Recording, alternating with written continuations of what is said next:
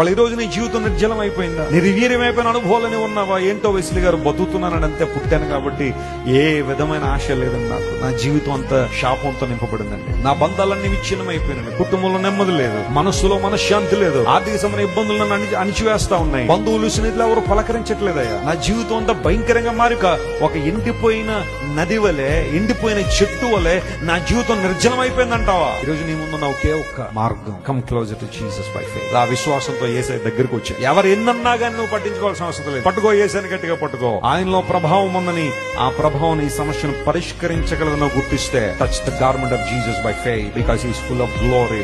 ఆయన మహిమ ఒక్కసారి ఆమెలోనే ప్రవేశించగానే a fraction of second God's glory transferred into her life. 12 సంవత్సరాల వ్యాధి మటుమాయమైపోయిన దేవుడు నామమున స్తోత్రం కలుగును గాక. ఈ రోజు ప్రకటిస్తున్న దేవుని సేవకునిగా నీవు ఎదుర్కొంటున్న సమస్య 12 సంవత్సరాల కన్నా ఎక్కువే ఉందేమో. నువ్వు ఎదుర్కొంటున్న అవమానం ఒక 20 సంవత్సరాలు నేను వెంటాడుతుందేమో. నువ్వు ఎదుర్కొంటున్న లేమి ఓ 30 సంవత్సరాలు నేను వెంటాడుతుందేమో. నువ్వు ఎదుర్కొంటున్న ఒక అవమానం 4-5 సంవత్సరాలు నేను వెంటాడుతూ రాత్రులు నిద్ర పట్టకుండా చేసిందేమో. ఈ రోజు యేసయ్య వస్త్రపు చెగు పట్టుకో. ఒక్క క్షణంలో నీ జీవితాన్ని మలుపు తిప్పగలిగిన దేవుడు ఆయన.